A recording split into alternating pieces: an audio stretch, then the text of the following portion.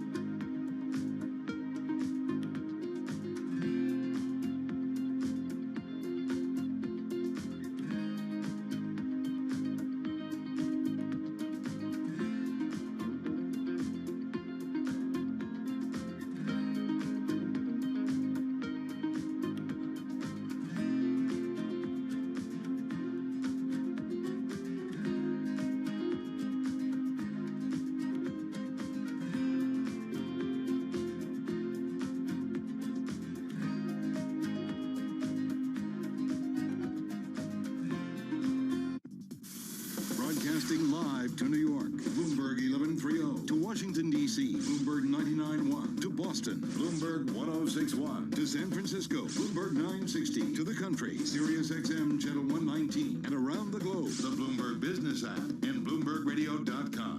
This is Bloomberg Business Week. Well, coming up, we're going to continue our check-in with our checkup. Maybe we should call it a checkup. Yeah. I see what I did there. All right, yeah. Dr. Ian Lustbader, he's going to be back with us from NYU's Langone Medical Center to give us the latest when it comes to the virus, how we should be thinking about it as we go into a very important period of the year. That's coming up.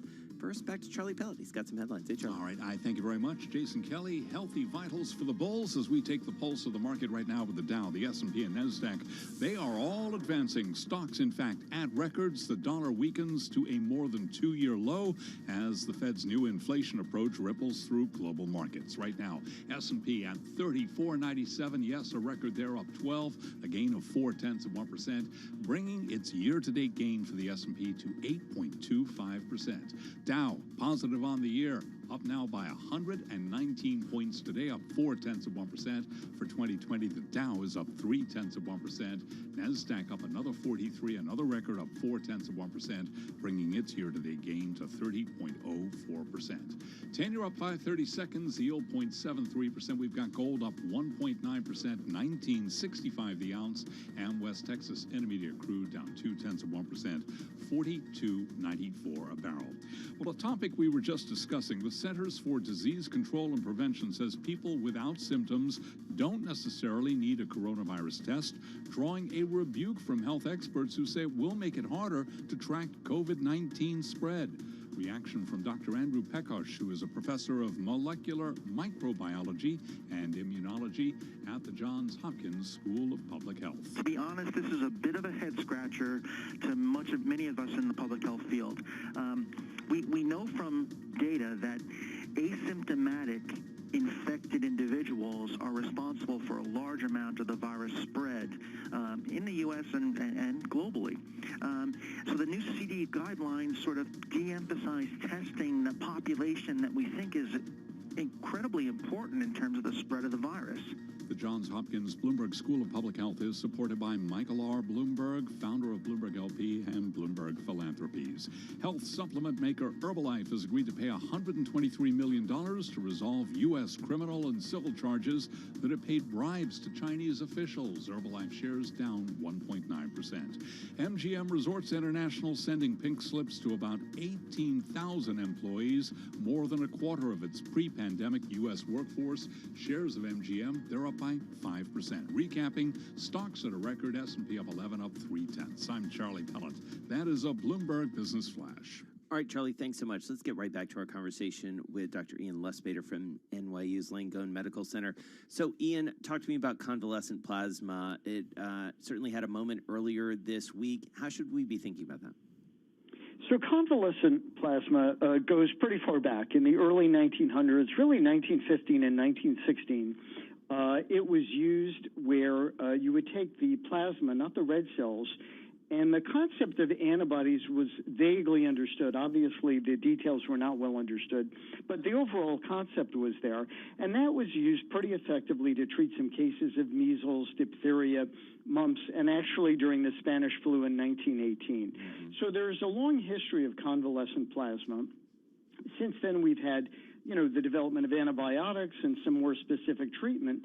But for viruses, it is not a bad treatment if you don't have a specific antiviral. It's not the most effective treatment, and the FDA sort of expanded use of that is based on a study group that came out that did show some reduction in mortality from 12% to 9%. In the early treatment group, meaning used within 3 days, and looking out 7 days, and then if you looked out 30 days, it was a 22 versus 27%. So there was a small reduction in mortality if convalescent plasma is used early. Regeneron and companies like that are developing more specific antibodies to the virus, so that may have more impressive results. But at the end of the day, we do not have a cure for COVID-19. We have to do public health measures like, masks, which reduce spread, and social distancing and being prudent. And treatment is better, remdesivir, steroids early on for certain patients, blood thinners for certain patients, convalescent plasma, certainly if used early. And what this did was really gave permission for physicians in the hospital, if you're not doing a specific study, in other words, if you're not studying convalescent plasma, you can still use it. It would still be available sort of off-label for expanded access. And I think it makes sense. It certainly does not seem to be harmful. It can, if used early, may have some benefits. So it does make sense. It's a very old treatment. I think we have better treatments coming along, like those specific antibodies that Regeneron is working on. So I think we're making progress. The rapid test by Abbott, I think, is very positive. That's certainly going to be helpful. It's got a good sensitivity and good specificity, not 100%, like 97, 98%. But for people, for example, who are going into back to class or back to work, to do a swab, get a result back, and be reassured that most of your people are negative, and they can be retested. Yep. That's very helpful, and certainly early treatments like steroids and convalescent plasma also are helpful. This is not the cure. It's not going to solve the issue, but it's a step in the right direction. All right, Doctor, let's just quickly go there. In terms of vaccines, we know that there are a number of entities out there around the world moving expeditiously towards a vaccine. What is your sense of timing when they will be available in the marketplace to really have an impact? It does look like several companies, Moderna, AstraZeneca, Pfizer, are making a lot of progress. Everyone uses a slightly different technology, for example, the messenger RNA. I think by December, January, the studies will be completed, meaning I think we'll have good data that it's effective, and then it's a matter of ramping up production, which for 300 million people, or even more worldwide, is going to take some time. But and we may need more than one vaccine, in other words, one shot and then a booster. So I think by the first of the year, we are going to be fairly far along.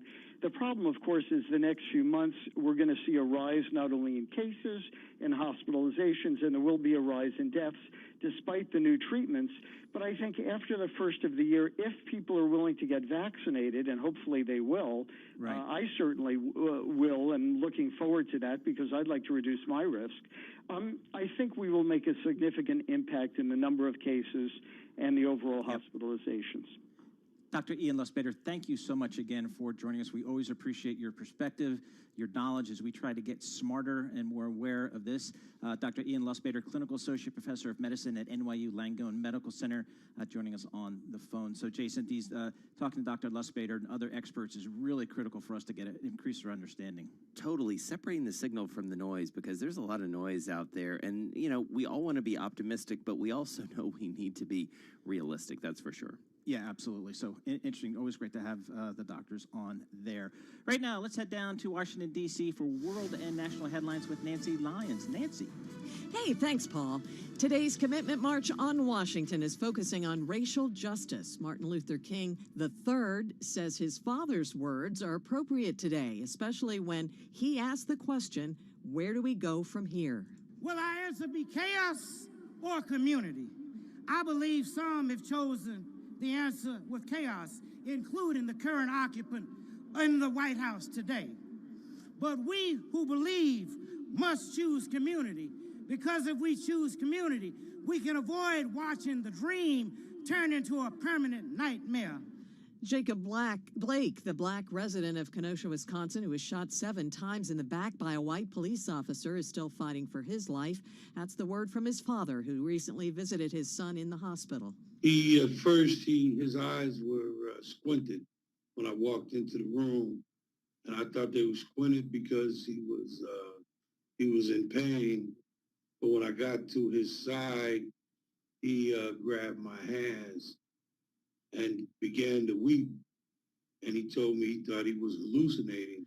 Jacob Blake Sr. says his son is shackled to his hospital bed, but police have not said what charges he's facing. It was just announced the Wisconsin legislature will hold a special session on Monday to address police reforms.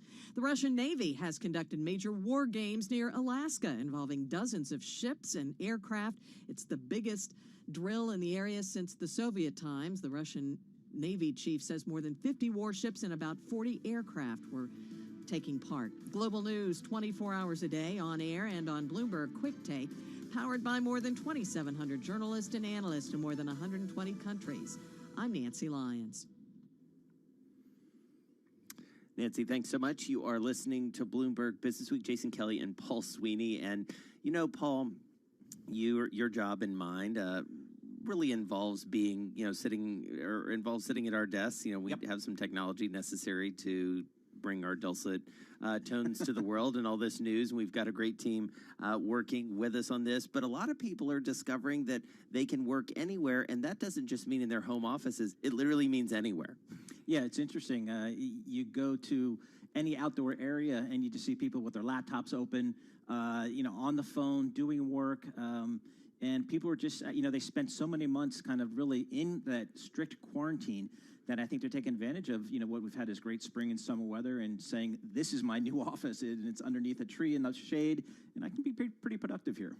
Yeah, and it's funny, too, because, of course, there are unintended consequences, which is, sometimes you're trying to get away from work and you're taking a walk or you're having a picnic and, some bro is on FaceTime or Zoom, holding a very aggressive meeting. And there's some cognitive dissonance there somewhere. And all of our public spaces, as you say, have sort of been turned into our offices to some extent.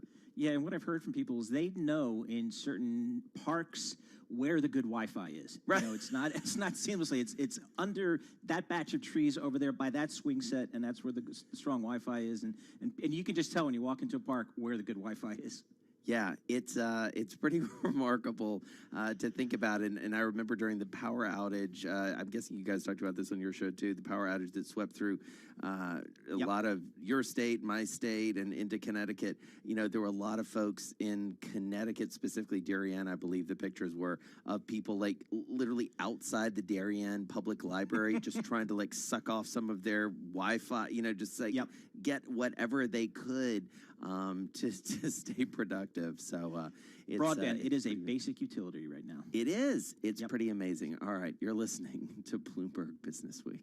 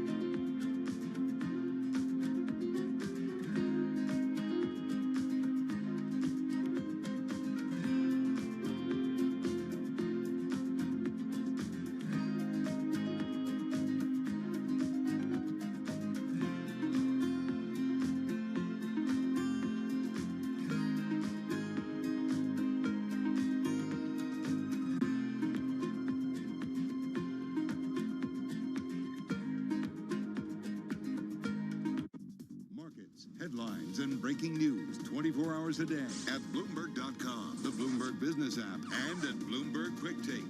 This is a Bloomberg Business Flash. From Bloomberg World Headquarters, I'm Charlie Pellet. U.S. stocks trading at records with the Dow, the S&P, and NASDAQ all advancing. S&P up another 13 points at 34.97, up 0.4%. NASDAQ's up 48. That is a record, up 0.4%, while the Dow higher by 130 points, up by 0.5%. Stocks are gaining as the Federal Reserve's new inflation approach ripples through global markets. S&P, by the way, up for a 7th straight day. We've got the 10-year up 6/30 seconds now with a yield of 0.73%. Gold up 1.9%, 19.65 the ounce. West Texas Intermediate crude down 0.2%, 42.97 a barrel. I'm Charlie Pellet. That is a Bloomberg Business Flash. All right, Charlie, thank you so much. You are listening to Bloomberg Business Week. Jason Kelly and Paul Sweeney here on a Friday, and this story grabbed my attention yesterday, and Carol Masters as well when we were on the air. It's by our buddy Josh Idelson, labor reporter for Bloomberg. We caught up with him earlier on in the week. He joins us again on the phone from San Francisco. COVID gag rules at U.S. companies are putting everyone at risk. Fascinated by this turn. Joel Weber, editor of the magazine, he joins us from Massachusetts. Joel, I guess to some extent this isn't a huge surprise, but I have to say it's kind of a troubling story to read. It's maybe not that surprising, but that's what makes it all the more troubling. You're right. Yeah. Big companies, and we're talking Amazon, McDonald's, Spaghetti Factory, just to kind of give you the wide variety of different types of businesses, are effectively giving gag orders to their employees to stop talking about COVID, especially if people have been sick in the workplace. And obviously what that sets up is a really dangerous dynamic where you might work someplace and not know if the people around you are sick. That, once you get the scale of this, the number of businesses that are potentially putting people in harm's way, you get a sense of just how much worse the pandemic and outbreaks might get, especially as people return to office environments and confined spaces. Josh, can you elaborate? How did you find out about this story? And where are the labor implications that you're so good at explaining us for us on more of a societal level? Thank you. This really began as something that I was hearing about from workers and finding in complaints and other documents as I cover the workplace in the United States. And I began to see a pattern here, connecting these dots. And it is something that, for some Americans, begins as unbelievable. The idea that companies would be actually trying to clamp down and silence and censor discussion of this. But in fact, hundreds of U.S. companies across all sorts of industries have allegedly told people not to share concerns about COVID or not to discuss cases of COVID, or have retaliated because their workers did. And at a time when there's a lot of rhetoric about all being in this together and getting through it, it's a reminder that executives who are invested with a great deal of power, in many cases, are acting in ways that their employees see as not at all in those workers' interests. Right. Well, and Josh, what struck me about this so markedly is that they are sort of wrapping this in this notion of like, oh, no, we were just protecting your privacy. But, you know, this sort of tension between privacy and health is really strong here. What some people find perverse is that some of the silencing is of workers who have the virus, who want to tell their coworkers about it because they don't want them to get sick. As one woman said to me, I don't want that on my conscience. And employees are being told by their boss that information about their health is confidential, that they, the person who has COVID, want to be sharing. Then there's also the issue of people who are told by the company that a coworker had COVID, coworker who worked the same shift as them at the Cheesecake Factory, for example, and then want to discuss it with other people, but are told that that information is being restricted only to people who work the particular shift, as though that's the only time that the virus might have spread. And so what we're seeing are restrictions not just on a particular employee's ability to talk about their own health, but also restrictions on the ability to talk about the fact that anyone has the virus.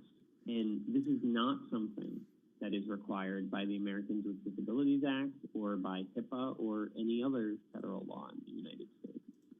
So what is a worker, an employee? What are you to do?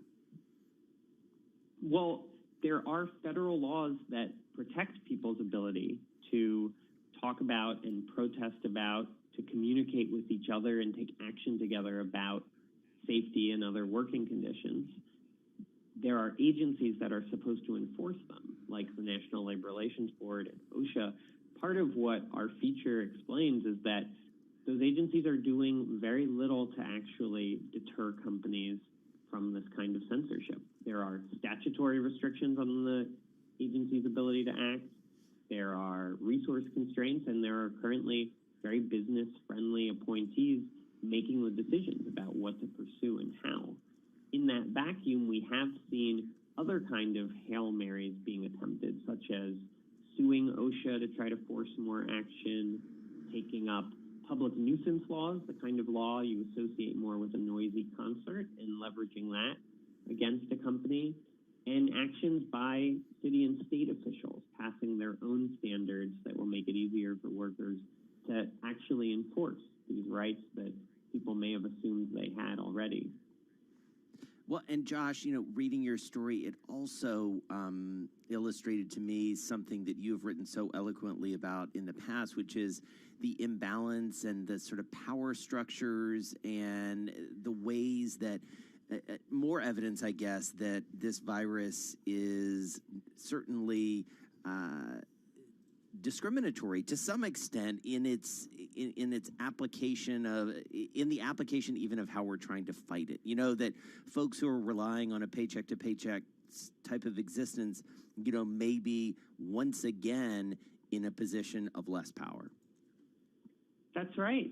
And, this virus has affected everywhere in the world, but it hasn't affected everywhere in the same way. And the way it's played out in the United States is in part because of the lack of a stronger safety net and the lack of protections for workers against termination. The fact that people generally work at will, meaning their company can fire them at the company's discretion and therefore can regulate what they do, both at work and outside of work, and what they're allowed to say. And we've seen widespread examples of companies using that authority in ways that seem contrary not just to workers' interests, but to public health. Yeah. Well, we really appreciate it. It's a really nice piece of reporting, and as Joel Weber nicely said, maybe not surprising, but still very troubling. It's some very detailed reporting as well, which helps you really get your arms around this pretty complicated problem as we try and figure out how to get back to some semblance of normal. Josh Idelson, thank you so much. Labor reporter for Bloomberg, joining us on the phone from San Francisco. This story, COVID gag rules at U.S. companies are putting everyone at risk. It's featured in the newest issue of Bloomberg Business Week magazine. That's on newsstands now. You can also find it at Bloomberg.com. Bloomberg Business Week. He joined us from Massachusetts. And speaking of Massachusetts, for those of you listening in New York, D.C., and San Francisco, watching on YouTube, Bloomberg Business Week is going to continue right here. We're going to be talking some economics. If you're listening on 106.1 in Boston, Bay State Business, that is coming up next. We got lots more fun stuff to do here, Paul Sweeney. We do.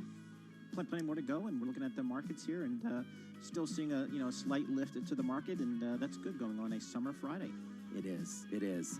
So stick with us. We will have a lot more fun here. We're going to be talking some sports and the markets. This is Bloomberg.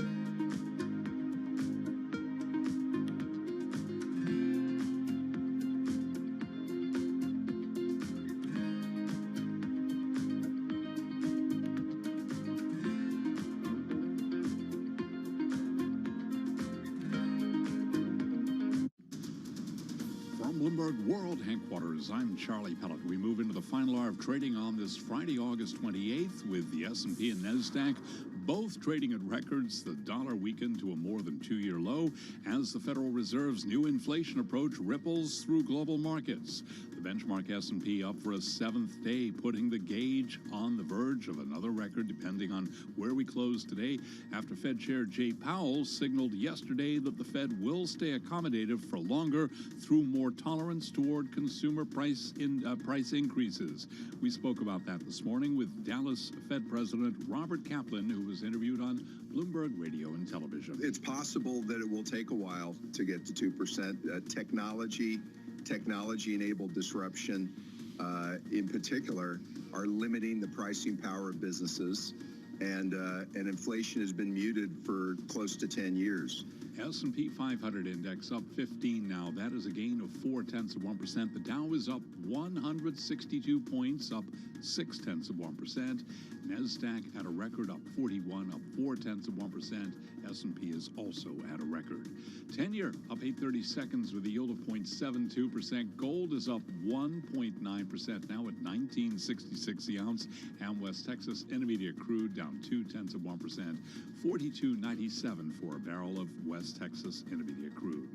Capital One Financial is cutting borrowing limits on credit cards, reining in its exposure as the U.S. reduces support for millions of unemployed Americans. The adjustments, which the company did say it makes from time to time, set off a swift outcry on social media. Some customers have complained in recent days that their limits have been slashed by 1/3 to 2/3, eroding their ability to borrow in an emergency during a pandemic or potentially hurting their credit scores. Capital One Financial shares are moving higher now, up by 1.7%. Consumer spending moderating. It rose 1.9% in July, third straight increase. Recapping stocks higher with the S&P up 15, up 0.5%, now at 3,500 even. I'm Charlie Pellet. That's a Bloomberg Business Flash. You're listening to Bloomberg Business Week with Carol Masser and Jason Kelly on Bloomberg Radio.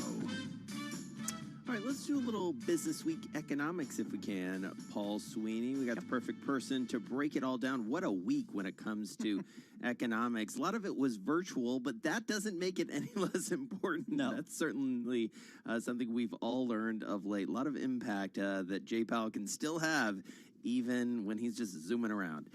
Yelena Shalechev, senior U.S. economist for Bloomberg Economics. She joins us on the phone from Long Island. Yelena, it was a big week, it felt like, didn't it?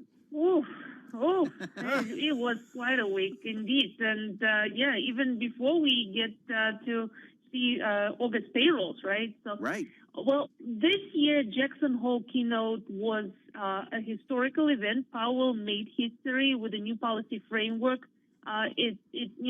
One of the most consequential changes since former Fed Chair Ben Bernanke announced QE back during the financial crisis. I think it's very consequential. We saw a big reaction in the market, but there are still a lot of questions that remain open. So, first of all, we don't know how the forward guidance will look like. We don't know to what extent the Fed will allow inflation to rise. Our estimate is that they will not tolerate anything above 2.5%, but they haven't mentioned that officially. The other question is, for how long will they tolerate higher inflation? So there was nothing in the framework, in the statement yesterday, in the speech about how big of a period will they be looking at going back. So we know that inflation was running below the Fed target of 2% for 90% of the time over the previous extension. So will they look back a year? Will they look back for a longer period of time to see where inflation was and how long will they be able to tolerate an overshoot? So there are a lot of open questions. We may hear some more clarification at the upcoming September meeting. So, Yelena, you know I love economists, you and Carl Riccadonna, the whole team. Tom Keene this morning, again, talking about the historic nature of Fed Chairman Powell's comments. My simple question is, does it even matter? We haven't seen inflation anywhere near 2% for a decade here. well, it pushes back the first interest rate increase even further into the future. So obviously, nobody's expecting an increase in interest rates anytime soon, but that means it's even further away into the future. And it matters because that may affect the Fed's credibility to some extent. So, like previously, we knew that the Fed is aiming to get to 2%. Now, like they are saying, we are going to try to average inflation 2%. What if they don't get to the point at which inflation exceeds 2% in the near term? It's kind of like, well, comes at the expense of the currency and other things.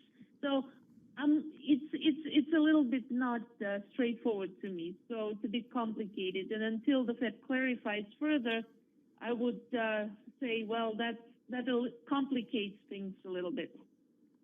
You know, Yelena, I was joking with Rich Miller earlier in the week about how, you know, one of the things that we look forward to from the reports from Jackson Hole are not what's said on stage, but what are said, what's, you know, rumored to be said on the hikes and at the bar and all these different things. Obviously, that was missing from this virtual event, but things, you know, do sort of come out in terms of how people are thinking, how things are framed. You talked about this new framework from Jay Powell. Anything else you heard, even if it was kind of unofficial, or talking to your colleagues or analyzing anything that we should know that are sort of lessons learned from this year's Jackson Hole?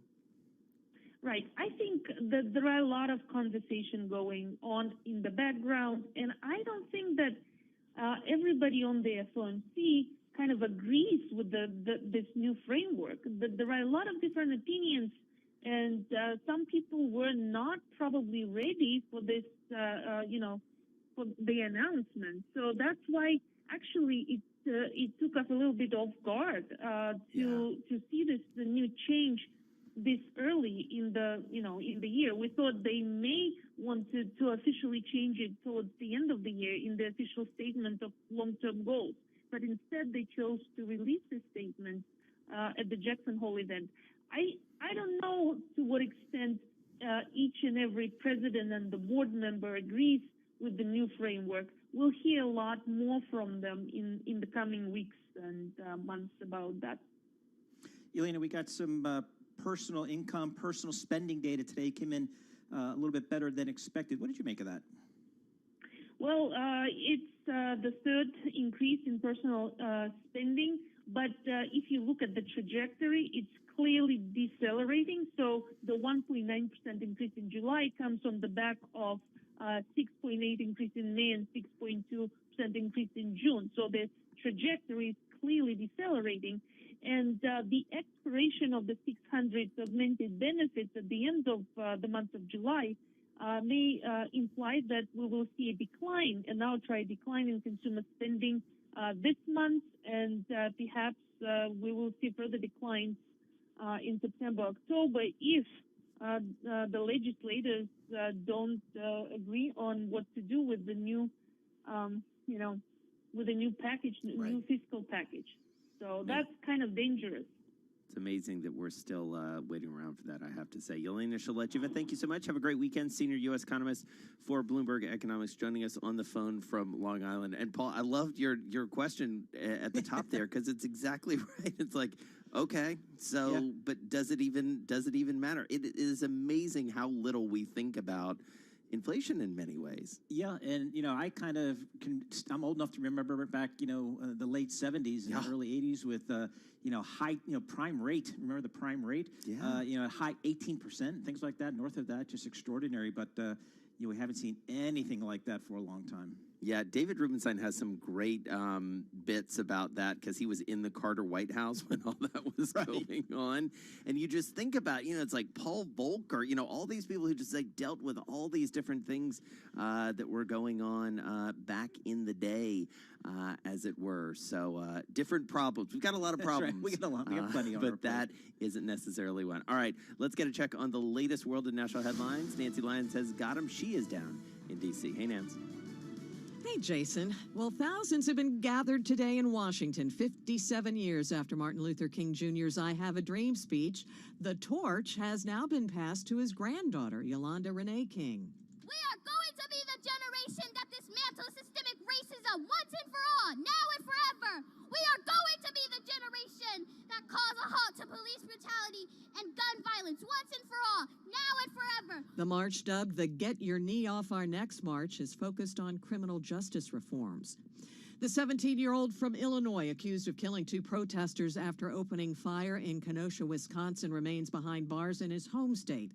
Lee Files, a Lake County, Illinois state's attorney spokesman, says Kyle Rittenhouse's extradition proceedings have been postponed. The next hearing is September 25th. He also said that he plans to hire a private attorney. Rittenhouse faces 5 felony charges, including first-degree intentional homicide and first-degree reckless homicide, also a misdemeanor charge for possession of a dangerous weapon by a minor. The House Foreign Affairs Committee has announced contempt proceedings against Secretary of State Mike Pompeo. Congressman Eliot Engel, who chairs the House Committee on Foreign Affairs, has issued a statement saying the contempt resolution is due to Pompeo's refusal to comply with committee subpoenas for records into what Engel describes as transparently political misuse of department resources. Engel goes on to say that Pompeo seems to think the office he holds and the taxpayer dollars that pay for it all are for his personal and political benefit. Global news 24 hours a day on air and on Bloomberg Quick Take, powered by more than 2,700 journalists and analysts in more than 120 countries. I'm Nancy Lyons. All right, Nancy, thank you so much. You are listening to Bloomberg Business Week. Jason Kelly and Paul Sweeney here with you. We mentioned this at the top of the show, but I wanted to go back to it because this is a big deal. The NBA getting back to playing games, coming to an agreement, the players voting, but with some conditions. And this big condition, Paul Sweeney, I think is a game changer, following the lead of some work that's been done by LeBron James and others around more than a vote, converting every arena that is owned or controlled by a team to a voting precinct ahead of November. It's a game changer. It's a game changer, and it really is, I think, a really bold move on the part of the NBA. You think about the NBA, we all know it's a players-driven league. It's a star-driven league. They have more say over the future of their league than, say, NFL players do, where it's the teams really and the owners really drive that league. But here in the NBA, boy, an individual, whether it's a LeBron James or anybody else of the stars in this league, and there are plenty of stars, and they are worldwide stars, given the global, I think, appreciation for the NBA, they have much more impact, and we saw it here today. It felt different over the last few days, yes. and now we're starting to see what they were calling for is quote-unquote action. Yep. Let's get some action plan points, and let's get them out there. Well, and that was the criticism, some would argue unfair criticism, that, okay, well, what are the players going to do other than not playing? Well, here's the answer right here. And, just to plug a little bit of some of our previous work, the Atlanta Hawks were actually the first to do this about almost 2 months ago to set this up at the State Farm Arena. Steve Koonin, the president and CEO of the Hawks, he came up with this idea. He is a former Coca-Cola and Turner executive, a leader in the city of Atlanta. I recorded a podcast with him. Check it out on our Business of Sports feed because he breaks down why this is important, retraining the arena staff to be poll workers. I mean, this could change turnout dramatically for the November election. This is Bloomberg.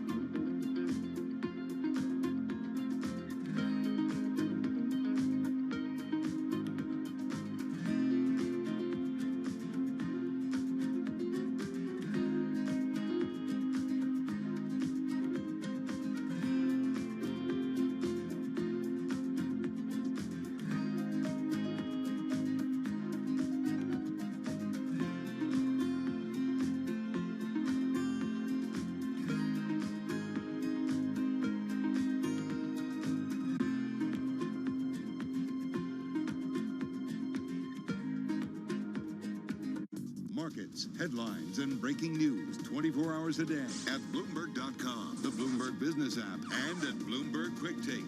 This is a Bloomberg Business Flash. From Bloomberg World Headquarters, I'm Charlie Pellet. U.S. stocks trading at records, S&P above 3,500. Let's head right over to the first word breaking news desk for today's afternoon call. Here he is, Bailey Lipschultz. And good afternoon, Charlie. As you said, the S&P did set a fresh record high as the dollar fell to a more than two-year low. The Dow is up 215 points. S&P is higher by 20, while the Nasdaq gained 60 points. The U.S. 10-year yield is at 0.73%, and small caps are up 4. All 11 main S&P sectors are trading higher, led by gains in energy, materials, and tech. Nasdaq Biotechs fell 10 points. Transports climbed 1%. Semis are up 40 points, while the VIX is lower by 6%. Leaders in the Dow, Coca-Cola, Walmart, and Exxon, while Walgreens, Travelers, and Home Depot are the worst performers. MGM is planning to lay off more than one quarter of its pre-pandemic workforce. Shares are up 5%, and Coca-Cola gained after plans to cut jobs and costs as well. After earnings, Ulta Beauty jumped to a two-month high as sales beat estimates, and Nutanix surged 30% after earnings and a $750 million investment from Bain. In other news, both Peloton and Roku jumped as much as 10% to fresh all-time highs. Live from the First Word Breaking News desk, I'm Bailey Lipschultz. Charlie? Okay, we thank you very much, Bailey. Have a great weekend. In fact, U.S. stocks, best levels of the day right now. And to hear live breaking news over you, Bloomberg, type squawk, SQUAWK, on your terminal. I'm Charlie Pellet. That is a Bloomberg Business Flash. Charlie Pellet, thank you so much. We appreciate it.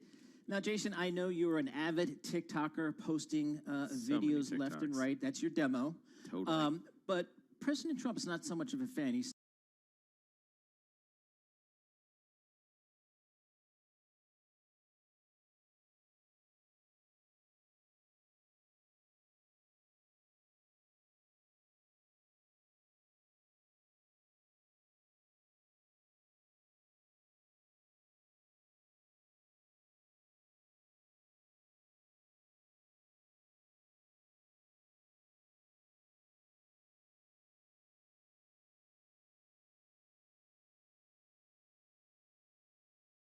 makes use of Microsoft's cloud platform throughout its organization. So it's not like they're strangers to each other. And the other bit is that they kind of need each other in this case. Microsoft needs Walmart's sort of help in terms of how to translate eyeballs into sales. Walmart, of course, needs Microsoft's cloud infrastructure, as well as just its technology experience as well.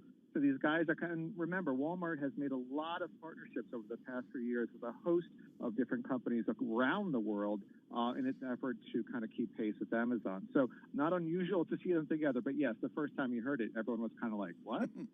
So not unusual to see them together, and yet, Matt Boyle, I have a TikToker who lives in my house, and I think when I tell him that Walmart may be involved, he's going to look at me even more cross-eyed than he normally does. Yeah, I've got two TikTokers. I now have three now that my wife is a full convert. She doesn't even watch TV anymore. She sits on the couch and just looks at TikTok while I watch whatever I want, which is great.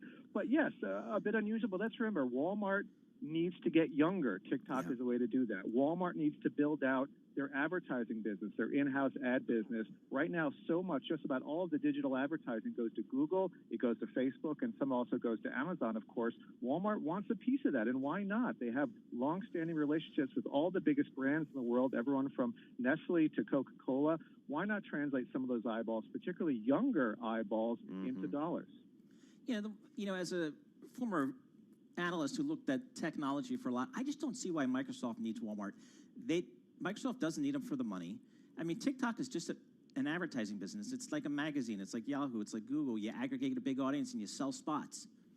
That's it. I'm just not sure what Walmart brings to the story. Well, I'd love to be privy to the conversations between them. But what Walmart also brings, let's remember, is Doug McMillon and the power that Walmart has in D.C. as well. Let's not discount that. That's a good point. Microsoft is no slouch in D.C., but Walmart, particularly McMillon, he's tight with Trump. and they have a huge lobbying organization, on top of the fact that, maybe Microsoft realizes that when it comes to actually selling products at the end of the day, as we eventually move into what they're calling social commerce, right now I think it's 1 out of 4 Instagram users might be buying something on the platform. Walmart would love to see 1 out of 4 TikTok users in the U.S. buying something and buying it at Walmart.com, not at Amazon. I do have to say, I have been amazed at the Instagram-based commerce that's happening. So the more you explain it, the more I get it. So as Matt Boyle, you and the team are looking at this and trying to game out who's got the advantage here, how does this play out and how soon, as best you can tell? Well, it seems like it's going to be fairly soon, within a week or so. How it plays out is anybody's guess. Let's remember, Oracle is certainly no slouch, and Oracle has ties to the Trump administration as well. Larry Ellison, of course. So I think we've got 2 very interesting bids here. Oracle obviously gives a bit more on the B2B side, where Walmart has the sort of more consumer end user connection. And, the numbers they're talking about, what was it, 30 billion or something like that? We'll see. It's also interesting that TikTok's U.S. chief just departed. So you've got a lot of intrigue around here, and it's going to get quite interesting around the negotiating table in the next 2 weeks. Matt, any sense of price? I know TikTok was thinking about a $30 billion number for the U.S. business and things like that. Is that realistic? Yeah, we've heard everything from between 10 and 30. So at this point, call it down the middle. I'm not sure. It kind of depends. Could a third suitor come in? Alphabet was rumored earlier, along with SoftBank, but they seem to have backed out. So if it's just a 2-horse race, it's a kind of matter of how bad does Oracle want it, how bad do Microsoft and Walmart want it. All right. Well, that was a very interesting discussion among 3 guys who, at best, have an arm's length relationship with TikTok. I keep thinking, Matt Boyle, that you and I would, try and get a TikTok going, like looking for some Jason Isbell music. Like, I don't even know how it would work if we tried to do something. And with my bad back, there's no dancing going on either, so I don't There you go. All right, Matt Boyle, really, really glad you could join us for this. I do truly feel like I understand the mechanics and the nuances of this a lot better. U.S. retail reporter for Bloomberg, Matt Boyle is. He joined us on the phone from New York. Are you convinced, Sweeney, that this makes sense? I am. I think it's a great business. The metrics for this business in terms of users and advertising growth and the demographic, the young demographic, it's the hot thing now. And you got to leverage it here. And it's just a once in a lifetime that the government is dropping this in your lap. And if you're Microsoft, you have to get this. I think it's for other tech companies less clear, but for Microsoft, it would be great. The DC angle was one that I had not thought of. That's so smart. Yeah. All right, you're listening to Bloomberg Business Week. Coming up, the chart of the day. Dave Wilson, we're going to guess the song. I have confidence in Paul Sweeney and me. This is Bloomberg.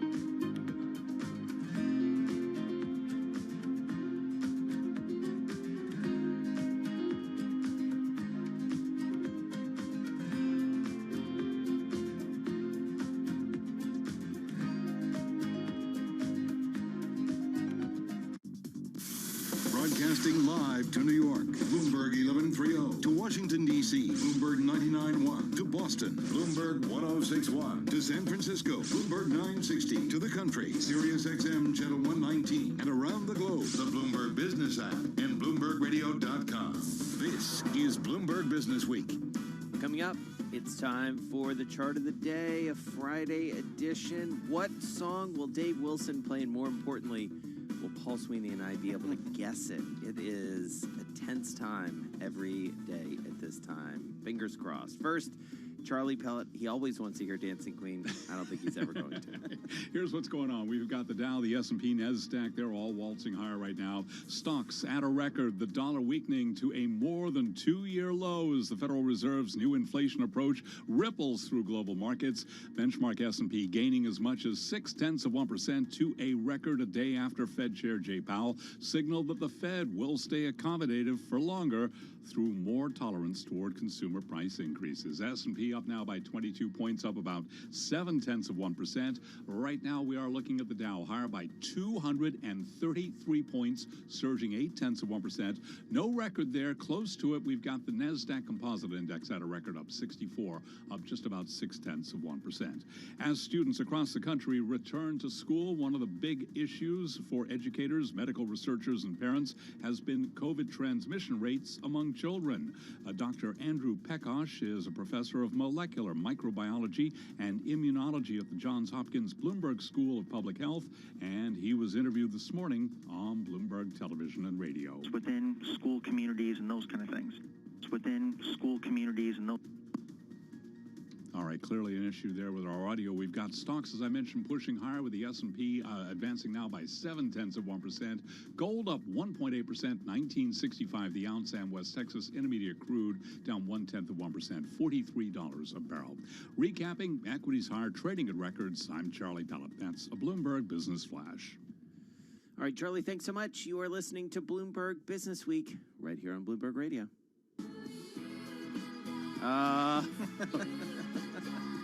Wow.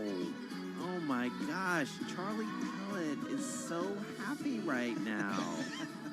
That's one of the greatest songs of all time. Now, the issue is, how is he going to connect that to a stock of the day? I mean, Queen of Markets, that's the only thing I can think of. Doesn't matter. It doesn't matter. Let's just savor this moment. I mean, we've been waiting for so long for this, Charlie Pellet. This is a huge moment. I wish we were all on the dance floor together right now on a cruise ship. How much fun would we have? Oh, God, on a cruise ship. Good Lord, Charlie. All right, Dave Wilson, well done. Well done. Happy Friday. Happy Friday. I mean, what better way to see in a weekend in the summertime, especially in August, than by playing that song? I'll tell you, if you were to put the concept, though, in a stock market perspective, you know, you look at the dancing queens among the S&P 500, and you might conclude they are what you would call euphemistically big, beautiful women. And why do I say that? Because what I did was take the entire membership of the index and rank them by their performance this year. Okay, and then broke them down, like the top 50, the second 50, all the way down to the bottom 53. That's just sort of the way it worked out. And then looked at the average market value of the companies in each category. So, in other words, you look at the top 50 performing stocks in the S&P 500. Now, the average market value of those companies, as of yesterday, more than $202 billion. And as you go down the scale, second 50, third 50, as a rule, you see that the average market value gets smaller and smaller. By the time you get to the bottom 53, you're at $17.5 billion. So less than a tenth of the average for the top 50. And what this is designed to show is just how top-heavy the market has become in terms of performance. I was sort of motivated to do this by something that actually, a listener sent me from what David Rosenberg had to say earlier this week in his daily newsletter, because he's economist, strategist, set up his own firm, Rosenberg Research and Associates. And he was pointing out that basically Amazon, the way it's risen this year, takes out like a whole bunch of S&P 500 stocks that have been down more than 20%. So what this did is approach that more systematically. And what you find out is as you go up in market value on average, you also go up in performance and vice versa.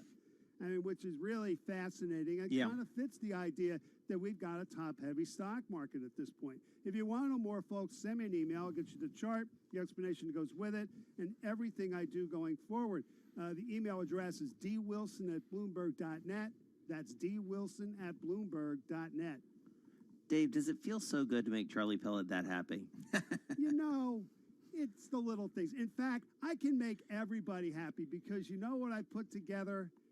The early August version of my Spotify playlist with all the songs I've used to introduce my charts for the month. And, of course, Dancing Queen is the newest addition to that playlist. I love it. Are There's you going to tweet it out? Tweet Monday, it out. But I figured why not get it out on a summer Friday, you know? Totally. Yeah. It's a weekend playlist. I love it. All right. Tweet it out. We'll retweet it. We'll get Carol Masser somewhere on her boat to retweet it because she's usually on that anyway. All right, Dave Wilson, thank you so much. We'll talk to you just after the close of trading here on a Friday for the week and for the day. And Paul Sweeney, I have to say it's pretty remarkable.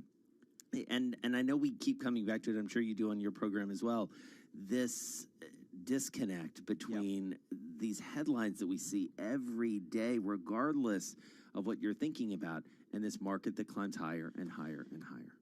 And unfortunately, I think it colors somewhat the response or how the view from Washington, D.C. about the severity of this pandemic and about the economic impact and fallout from this pandemic when, you know, you can certainly just cite the financial markets at or near all-time highs as saying, okay, we're dealing with it. As a country, we're dealing with it. We're back. But unfortunately, that's not the case when you look at some of the economic data. Yes, it's generally improving on the margin, but it's still dramatically below where it was pre-pandemic, and there's still a big hole to dig out of. Yeah, I don't know if you've been able to spend any time with him, but we were lucky to spend some time yesterday with Peter Outwater down at William & Mary talking about the K-shaped recovery, and I'm a believer to a large extent in what he's saying because you do have a certain segment of the population that working from home, white-collar jobs, haven't been laid off, and have seen their 401ks go up, and then a whole other segment of the population that is suffering mightily, and that is the small business economy, the real economy, wage workers. Even going back to that story that we talked about in Business Week about the COVID scares that are happening with wage workers. Yeah, exactly. And the political ramifications are really interesting here as we go into an election. You would think people would want to deal with that with some more stimulus. Yeah, but that has not been forthcoming, and no real signs that it's going to. All right, speaking of which, let's get down to Washington. Nancy Lyons is there in our newsroom with headlines. Hey, Nancy. Hey, Jason. Civil rights advocates have been highlighting the scourge of police and vigilante violence against Black Americans at today's commemoration march. It falls 57 years after the March on Washington for Jobs and Freedom. Joe Biden's running mate, Kamala Harris, addressed the crowds via a remote feed. We continue to see Black men and women slain in our streets and left behind by an economy and justice system that have too often denied Black folks our dignity and rights. She told those in attendance they have an opportunity to make history, although she admitted the road ahead will not be easy. Only hours after the conclusion of the Republican National Convention, Democrats on Capitol Hill are going after aspects of it that many legal experts say broke the law. We got more from Bloomberg's Nathan Hager. House Foreign Affairs Chairman Eliot Engel says his committee is opening contempt proceedings against Secretary of State Mike Pompeo. Engel says Pompeo's convention speech from Jerusalem defied his agency's own guidance and possibly the law. In addition, Democrats Rajna Krishnamurthy and Don Beyer are asking the Office of the Special Counsel to look into whether the White House naturalization ceremony during the convention violated the Hatch Act. In a tweet, Beyer says there were so many potential Hatch Act violations at the RNC that they're hard to count. Nathan Hager, Bloomberg Radio. Boeing has a new problem with another one of its airplanes. 8 of its Boeing 787 Dreamliners have been grounded after a structural problem was found where 2 parts of the fuselage are joined together. Boeing did not identify the airlines that owned the affected planes. Global news 24 hours a day, on air and on Bloomberg Quick Take, powered by more than 2,700 journalists and analysts in more than 120 countries. I'm Nancy Lyons. Nancy Lyons, thank you so much. We appreciate that. So, Jason, one of the recent pieces of news here in New Jersey is that the governor is allowing gyms to open, I think September 1st, with lots of restrictions, 25% and masking and all that kind of thing. That's kind of irrelevant to me because literally 3 feet to my right as I speak is a Peloton.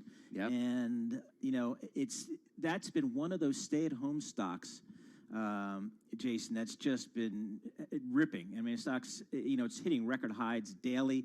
Analysts cannot even keep up with their price targets. I think the average price target on the ANR function, which tracks analyst recommendations on the Bloomberg terminal, it's below where the stock is now, despite, you know, almost a daily upgrade in price targets for this name. It's just an extraordinary story. It's remarkable. The stock is up 168% so far this year. It is up better. It was up as much as 10% earlier today, up 8%.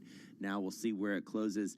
Listen, I've had mine for 2.5 years. I know John Foley pretty well, the CEO. I've followed this with a lot of interest.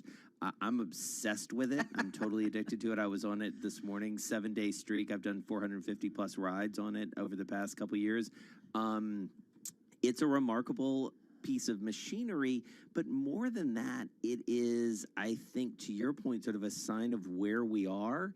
And also when you think about that K-shaped recovery in some ways, that there is a segment of the population, you and I are very fortunate to be a part of it, that has the income and the continuing income to afford something like this, and they can't keep up with that demand. Yeah, I know. It's just extraordinary. And the question, I think, for a lot of investors is, okay, post-pandemic, when we get back to a more normalized sense of day-to-day, what will the subscriber growth look like there? What will the churn look like there, if you will? So, but right now, it's just an extraordinary story. It's just one of those companies that's really was at the right spot at the right time. Yeah, and it had a rough initial IPO time, and but it has recovered, to say the least. It's Bloomberg.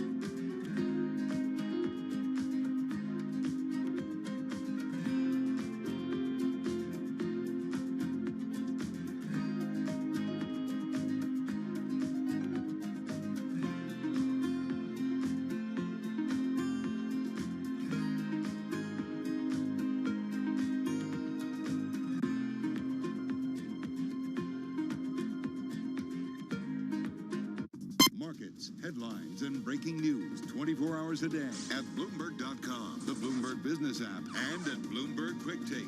This is a Bloomberg Business Flash. From Bloomberg World Headquarters, I'm Charlie Pellet. The Dow, the S&P, and NASDAQ, they're all advancing. S&P's on track for its fifth weekly gain so far this week, up roughly 3.3%. Stocks trading at records. We've got the S&P up 24 right now at 3509. That is a gain of 0.7%. NASDAQ is up 82, higher by 0.7%. And a late day surge for the Dow, now up 234 points, up by 0.8%.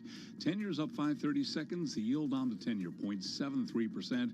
Gold up 1.8% at $19.64 the ounce. And West Texas Intermediate crude down 0.1%, $43 a barrel. Stocks setting records, the dollar weakening to a more than 2-year low as the Fed's new inflation approach ripples through global markets. Again, recapping equities higher with the S&P up 24, up 0.7%.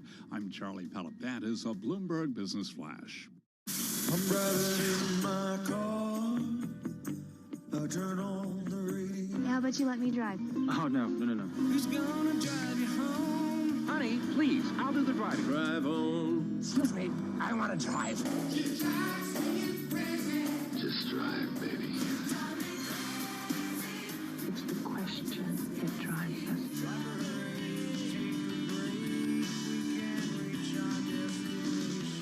This is the Drive to the Close That funky music will drive us till the dawn. on Bloomberg Radio. All right, it is time for the Drive to Close on this Friday. Delighted to have back with us Doug Sioka, our pal, CEO and partner at Kavar Capital Partners, joining us on the phone from Leawood, Kansas. He's a guy, Paul Sweeney, who has a deep appreciation for the fitness world. So I'm not sure if he was listening to us wax rhapsodic about our Pelotons, but he is a fit individual, as Carol Master might say. Doug, how are you? I'm well. Geez, I didn't know I was as good as you described me, so thank you. I'm even better now. Good. So how are things? I mean, we always like to start by asking you, how are things looking out there? How is life there in your neck of the woods? Yeah, thank you, and thanks for having me on. I mean, and I'll give you the obligatory caveat, right? I mean, all things considered, everything's great. You know, this has been an incredibly eventful year, and we still have 4 months to go. You know, the Midwest is absolutely on a hot seat as a hot spot. So we're now dealing a little more readily with a lot of the types of disruptions and interruptions that you New Yorkers long ago grew accustomed to. So, but yeah, we're getting through it really well, I will say, for sure. Do you feel like, just staying on that for a second, like has it started to feel a little bit better or worse over the past month or so? Like, how's it trending? I think it's trending more positively, Jason. I mean, I think we were lulled into a sense of complacency, and I'm not at all indicating that was a behavioral modification, that people took things for granted and didn't respect social distancing. And we certainly have had, you know, masking ordinances in place, and unfortunately, a lot of the hospitality industries are still at 25 and 50% allowable capacity.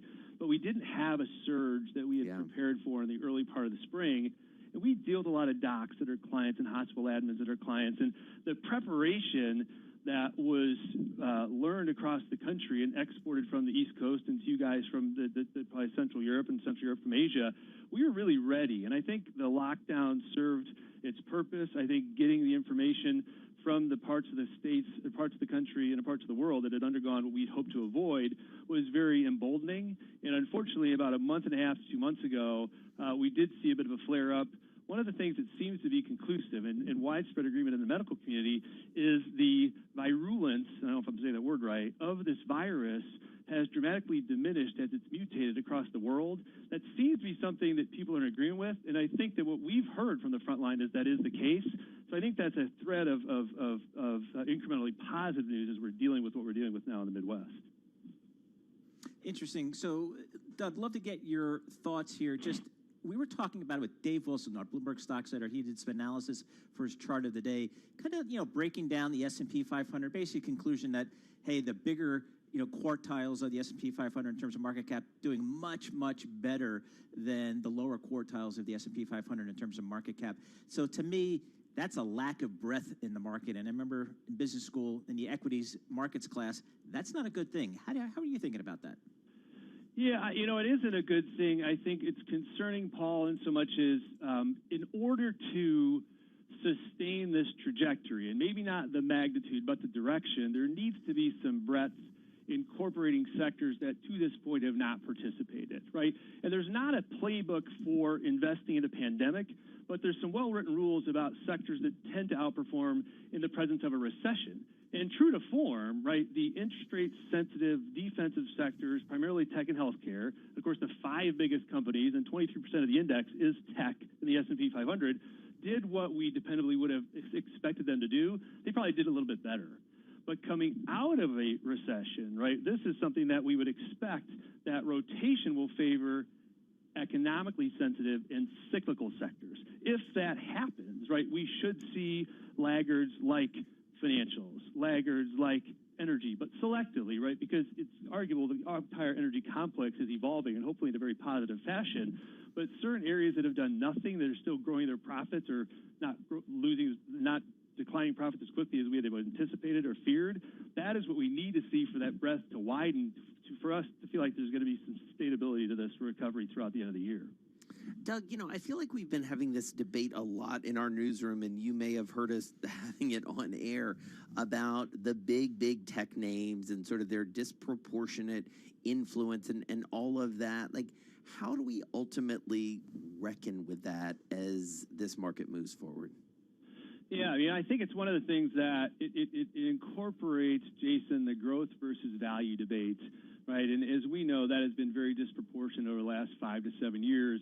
And I think people are trying to draw corollaries. When the last time growth was this disproportionately outperforming, it was cataclysmic because it was the dot-com bubble, or it was the first 9 months of 2018 before that come up, and we saw that 19 or 20% drop in 6 weeks.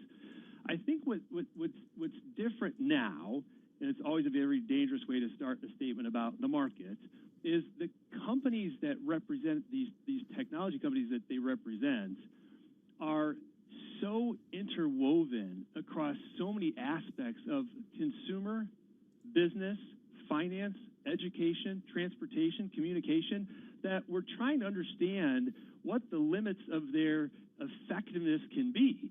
Until there is some coordinated, concerted effort to minimize their growth trajectory, because technology is such an interwoven part of all of our daily existences, I'm really not sure what the stopping point is for their pronounced influence, and a lot of it very positive on our lives, and then certainly reflected in their influence on the market. So, Doug, if I'm looking for performance, do I dare dip my toe in emerging markets? I think you have to. I think you have to dip your toe in emerging markets. I think you have to dip your toe into small cap value. I think there's not necessarily going to be the snapback, mean reverting tendency, but I do think, again, consistent with that breadth widening evolution of this recovery, you want to look to emerging markets, and they've changed a lot too, Paul, right? They're no longer just commodity and cyclically focused. The middle class in these westernizing parts of the world are tilting more toward tech and consumer, because the capability of, again, these gigantic, large technology companies have made those things possible for those parts of the world, which represent a lot of great opportunity, and particularly if you couch that in the context of a weakening dollar.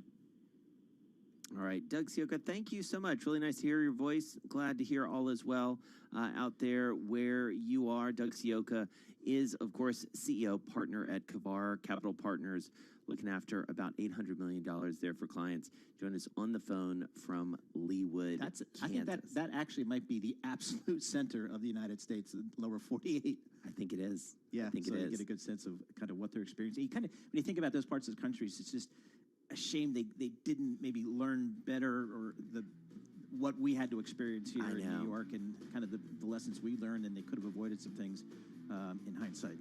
Yeah, I know. It's been really interesting to watch as you look at that state-by-state data and some of these flare-ups, and obviously we're going to continue to watch that as we get into the fall. And we are going to watch the close of trading here on a Friday. We're just a couple minutes away from the closing bell. We'll bring you movers and shakers and more. Boomer.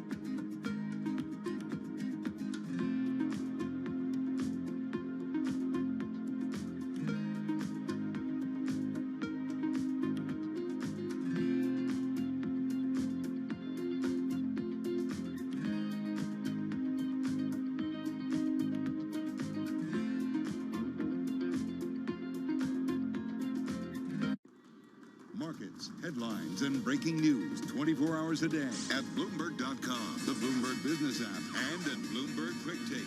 This is a Bloomberg Business Flash. From Bloomberg World Headquarters, I'm Charlie Pellet. There you have it, sound of the closing bell at the New York Stock Exchange, and it is on to the weekend with the S&P and NASDAQ both trading at records.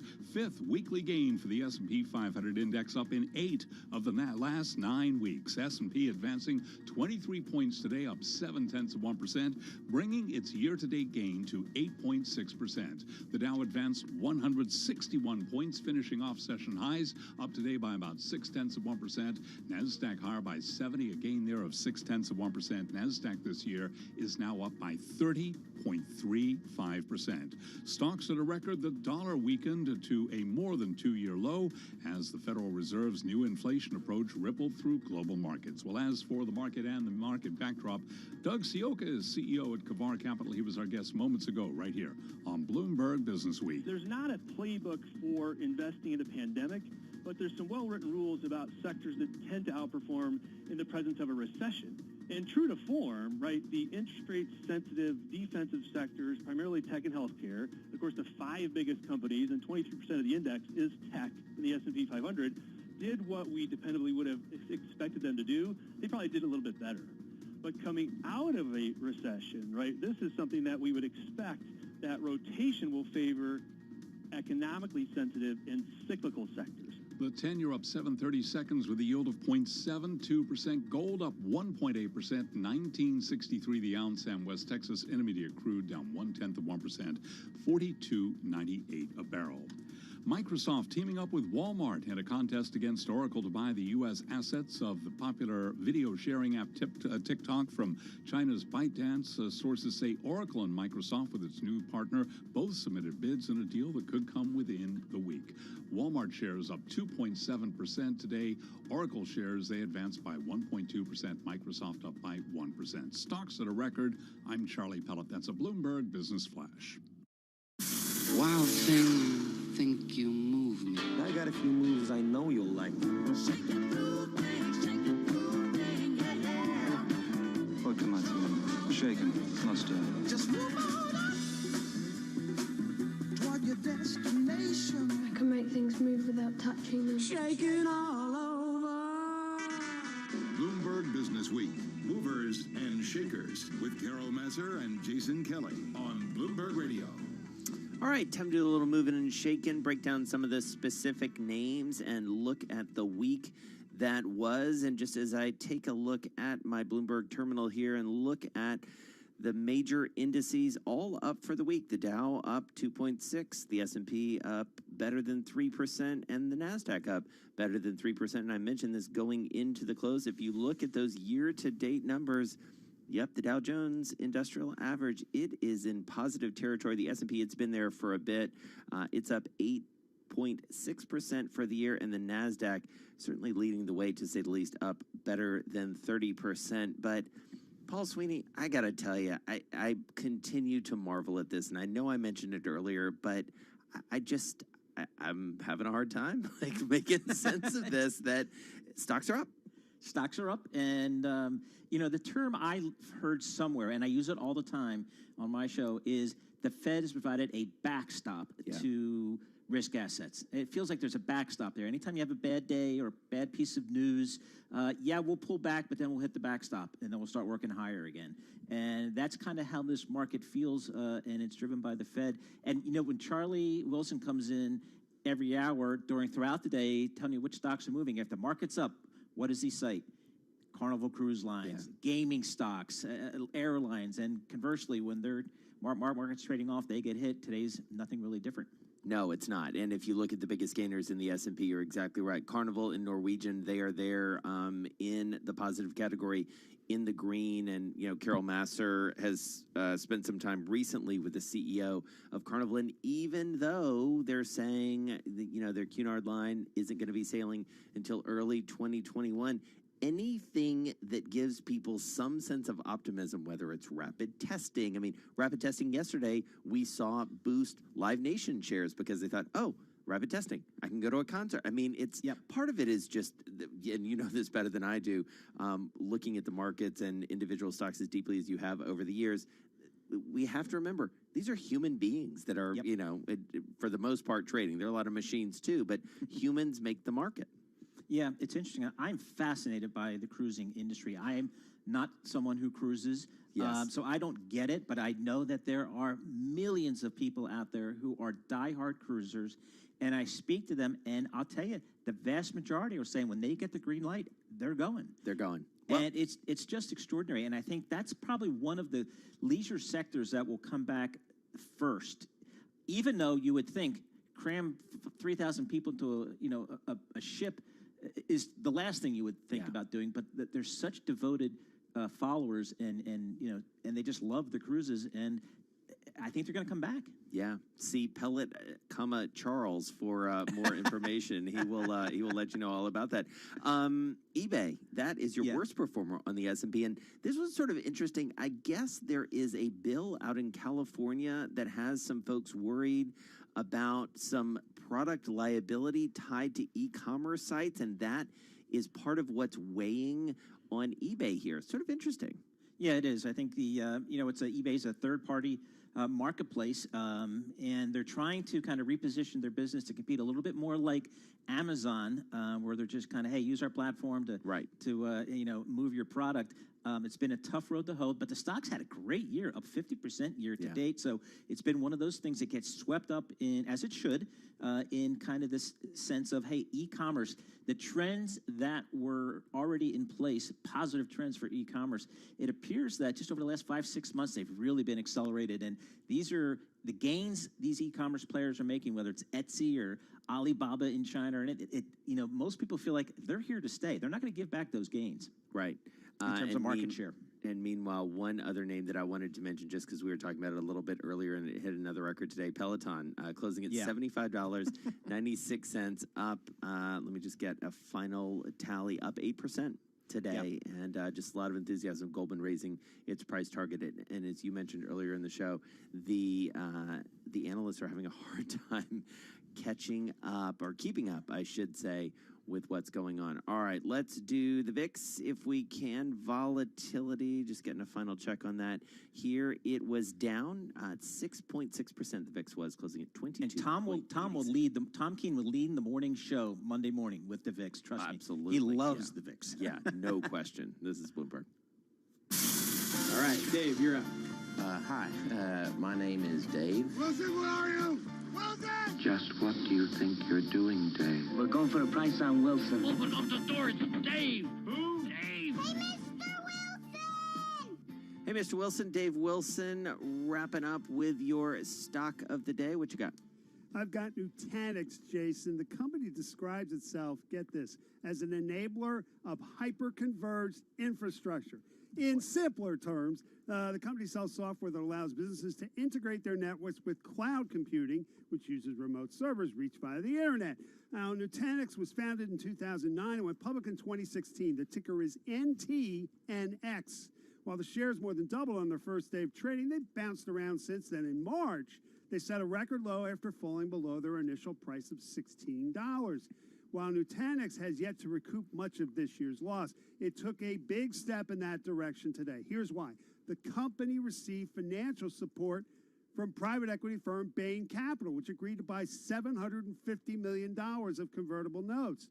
On top of that, Nutanix posted a narrower loss and higher revenue for the fiscal fourth quarter than analysts expected in a Bloomberg survey. And one more piece of news, the company said co-founder Dheeraj Pandey plans to step down as CEO after 11 years. He'll leave once his successor is down. You put that all together, and Nutanix's shares had their biggest gain since that opening day of trading almost 4 years ago.